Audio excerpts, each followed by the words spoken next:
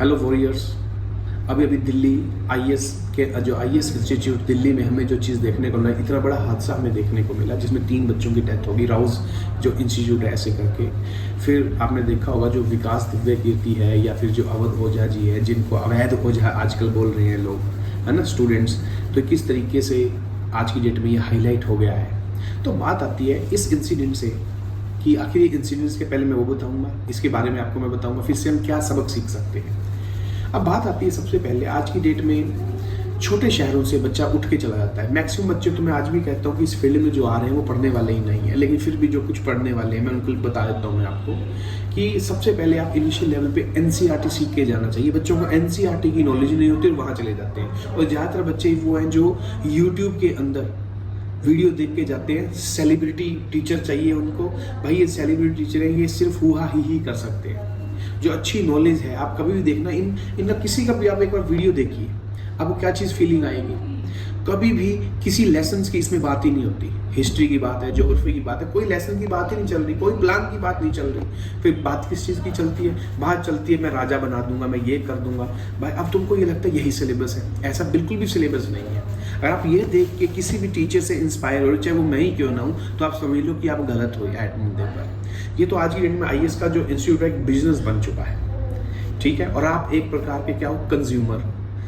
तो आपको किस तरीके से ये किया जाएगा, जैसे कोई भी कंपनी आज की डेट में क्या बोलती है कि मेरा प्रोडक्ट सबसे बेस्ट है, आप इसको परचेज करो। तो ऐसे वहाँ पर हो रहा है। आप स्टार टीचर को देख के जा रहे हो, भैया आपको मेन आईएएस बनना है। तो सबसे बड़ी चीज़ हमें क्या चीज़ देखने को मिलती है कि इनिशियल लेवल पे आपको एनसीईआरटी की अच्छी नॉलेज होनी चाहिए। आप किसी भी इंस्टीट्यूट में, चाहे वो दिल्ली हो या कहीं भी आप जाते हो, चाहे वो कोटा हो, इंजीनियरिंग के पॉइंट ऑफ व्यू से, है ना, आईआईटी के पॉइंट ऑफ व्यू से, तो आप देखिए उसकी स्ट्रेंथ कितनी है, क्या वो नॉर्म्स फॉलो कर भी पा रहे हैं कि नहीं। जो टीचर है वो कितना आ रहे हैं, कितना वहाँ पे प्रेजेंस होते हैं। कई बार आपने देखा होगा कि जो टीचर है वो एक बार तो यहाँ पे क्लास लगा लेता है, फिर उसकी क्लास कहीं और जा रही है, वो आई हफ्ते में 1-2 दिन रहा है। तो इस तरीके से नहीं चला करता।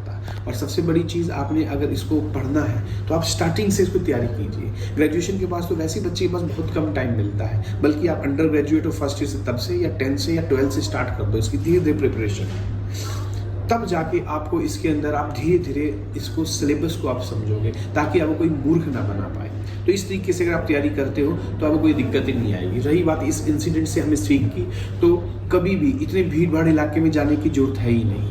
अगर आपको ने इसको शुरू से ध्यान देने लग गए तो आपको कोई दिक्कत ही नहीं आएगी। आप खुद सोचिए, जहाँ पे सनलाइट ही नहीं आ रही है ढंग से, सन रेज ही नहीं आ पा रही है जिस रूम के अंदर, वहाँ पे तो कभी भी हादसा हो सकता है। और दिल्ली तो ऑलरेडी एक डेंजर बेल्ट के ऊपर है, जहाँ पे सबसे ज़्यादा क्या आते हैं, अर्थक्वेक आते हैं। आपको हर साल जनवरी के आसपास यहाँ पे अर्थक्वेक देखने को मिलेगा, ठीक है। तो यहाँ पर तो बहुत ज़्यादा सेंसिटिव जोन है ये, तो बहुत ज़्यादा ध्यान से हमें इसी को ध्यान रखना चाहिए। और कभी भी यूट्यूब को देख के आपको ये डिसाइड नहीं करना कि मैंने इस टीचर से पढ़ना है या इस टीचर से पढ़ना है, बल्कि ये डिसाइड करना है आपको कि आपको कितना पता है, आपने कितने अच्छे ढंग से मेहनत की, और आपके पास एप्रोप्रिएट स्टडी मटेरियल है क्या नहीं, और फिर एक अच्छा मेंटर।